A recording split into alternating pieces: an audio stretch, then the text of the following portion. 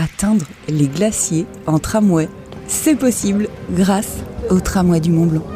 Le nid d'aigle à vol d'oiseau, pas si loin de Chamonix. À vol d'oiseau. ATMB et Globule Radio vous proposent maintenant la saison 6 d'À vol d'oiseau. Un voyage sonore au départ de Chamonix. Pour étancher votre soif de mouvement au pays du Mont Blanc. Imaginez, grimpez avec moi sur mon tapis joli. Nous sommes au-dessus de la vallée de l'Arve, quelque part entre les toits de Saint-Gervais-les-Bains et les premières pentes du massif du Mont Blanc. En dessous, les routes serpentent minuscules et un filet discret, presque invisible, grimpe. Ce filet, c'est une ligne ancienne, une ligne obstinée, le tramway du Mont Blanc. Vu d'ici, il ressemble à un insecte lent. Un train à crémaillère accroché à la montagne qui s'élève centimètre par centimètre. Il part du Fayet, fait une halte à Saint-Gervais à 792 mètres d'altitude, puis commence vraiment son ascension. 12 km, mais surtout près de 2000 mètres de dénivelé. C'est une ascension, pas un trajet. Pour comprendre cette ligne, il faut remonter le temps. Vu d'en haut, on pourrait presque voir apparaître les premiers tracés, les premières idées. Dès 1835, des projets émergent. Et si l'on construisait une remontée jusqu'au sommet du Mont Blanc ? C'est un certain Hagen qui émet l'idée d'un funiculaire menant au sommet du Mont Blanc par une tranchée située sous les glaciers. Trop irréaliste, son idée ne connaît pas de suite. Mais atteindre le sommet du Mont Blanc titille les ingénieurs. En 1895, Paul Issartier propose de construire une ligne de chemin de fer en tunnel sous le Mont Blanc. Partant d'une altitude de 1800 mètres sur la commune de Saint-Gervais, la ligne atteindrait par une ligne droite, en rampe longue de 7,4 km, la verticale du sommet à 2800 mètres d'altitude. Là, un ascenseur vertical permettrait d'atteindre le sommet. Mais là encore, l'idée est trop folle.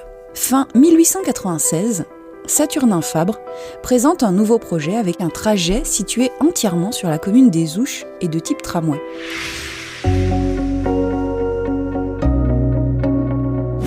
La voie ferrée partirait des Ouches et gagnerait le sommet du Mont Blanc entièrement par une voie ferrée sans ascenseur. Le conseil municipal des Ouches donne un avis préliminaire favorable au début 1897. Au même moment, un autre projet est présenté par l'ingénieur en chef des ponts et chaussées, Souler. Ce projet prévoit de construire une ligne crémaillère au départ de Saint-Gervais. Elle s'élèverait vers le col de Vose, le mont Lachat, l'aiguille du Goûter et enfin l'arête des Bosses. Afin de présenter un projet solide, Fabre s'entoure de savants, dont Joseph Vallot, et fait réaliser des études précises. Plusieurs trajets sont étudiés. Les variantes à partir de Chamonix seraient longues et parcourraient des terrains trop accidentés. La variante à partir du Fayet est également jugée trop longue. Reste un itinéraire à partir des Ouches, les Ouches, Montagne de Tacona, Aiguille du Goûter, Dôme du Goûter, Mont Blanc. La ligne, longue de 11 km, serait en souterrain sur la grande majorité du parcours. Le dénivelé total serait de 3753 mètres avec des pentes maximales de 60%. La ligne serait électrifiée et l'énergie serait fournie par une centrale hydroélectrique installée sur l'Arve au lieu-dit Légure. La collecte des fonds est plus difficile que prévu et les promoteurs du projet ne parviennent pas à rassembler la somme nécessaire à l'obtention de la concession définitive. Dans ce contexte, un nouveau projet est présenté en 1902-1903 sous l'égide de Henri Duportal, ingénieur en chef des ponts et chaussées à la retraite. Le projet évoque un tramway électrique de la station du Fayet au Mont Blanc, passant par ou près de Saint-Gervais, le col de Vose et l'aiguille du Goûter. Ce projet se décrit comme supérieur au projet Issartier, Souler et Fabre-Vallot. Ce dernier, notamment, est jugé trop coûteux et dangereux en raison de ses pentes importantes. Le tracé de Duportal, proche de celui de Souler, est prévu le plus possible à l'air libre et exposé au sud, afin de participer à l'agrément des touristes et de profiter de la fonte plus précoce de la neige. La ligne partirait donc de la gare du Fayet, s'élèverait vers le village de Saint-Gervais-les-Bains, station et éventuel embranchement, puis vers les gares de Montivon et du col de Vose. Elle suivrait ensuite la crête, station du pavillon de Bellevue et au Mont Lachat. Ensuite, la voie gravirait 6 lacets dans une zone rocheuse afin d'atteindre la station des Rognes. Un souterrain percé à faible profondeur permettrait alors d'atteindre l'aiguille du Goûter, altitude 3817 mètres. Et après étude ultérieure, le Mont Blanc. Et voilà, restent donc 2 projets en lice. L'un favorable à Chamonix, le projet Fabre-Vallot, L'autre à Saint-Gervais, le projet du Portal. Après des mois de tension et de pression, le Conseil général de la Haute-Savoie tranche, le 9 juillet 1904, le projet du Portal est retenu. La concession définitive est accordée le 3 août 1904. La compagnie du tramway du Mont-Blanc, TMB, est fondée le 9 juin 1905. Et en 1906, les travaux commencent.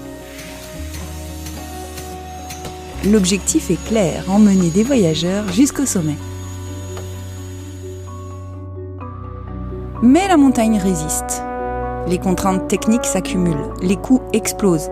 Et en 1914, la Première Guerre mondiale interrompt l'élan. Dès son ouverture au public en 1909, le tramway, le TMB, devient un moyen de transport indispensable pour les alpinistes qui partent à l'assaut du plus haut sommet d'Europe de l'Ouest, le Mont Blanc, bien sûr. Il les dépose au Nid d'Aigle, d'où ils préparent leur ascension, non loin du glacier de Bionnassay. Dans la montée, le paysage, lui, continue de se transformer. Forêt, alpage, puis roches nues. Le train s'arrête à plusieurs stations, Motivon, Col de Vose, Mont-Lachat et Bellevue, à 1800 mètres d'altitude. En hiver, Bellevue dessert les pistes du domaine des Ouches. En été, il poursuit plus haut. Et puis, vu d'en haut, le train ralentit. Il approche d'un seuil, Nid d'Aigle. Ici, à plus de 2400 mètres, il s'arrête. Non pas comme une fin, mais comme une transition. Sous mes yeux, les alpinistes et excursionnistes se dirigent vers le refuge du Nid d'Aigle.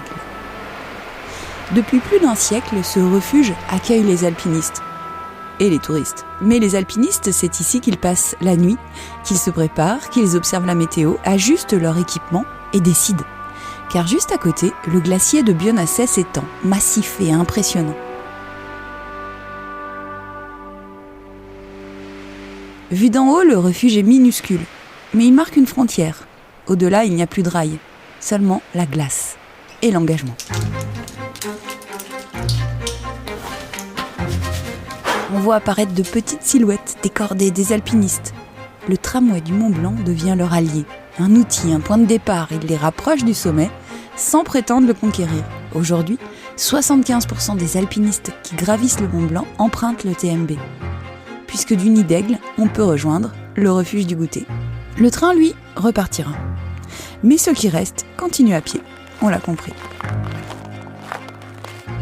Aujourd'hui, le tramway est aussi devenu une attraction, donc, vous l'avez compris.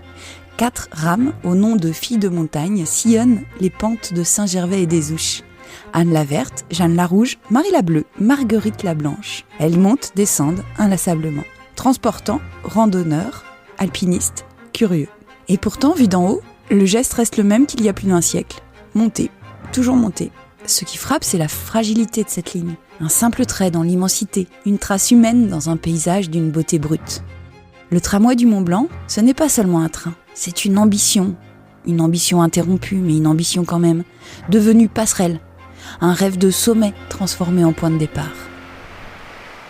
Et si vous n'avez pas de tapis volant comme moi, empruntez l'échangeur du Fayet, l'échangeur 22 au bout de la RN 205.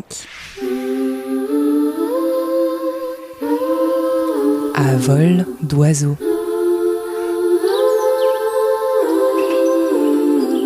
La saison 6 d'À vol d'oiseau à retrouver chaque mois avec un nouvel épisode au départ de Chamonix. À très vite pour un nouveau voyage avec Autoroute et Tunnel du Mont Blanc et Globule Radio.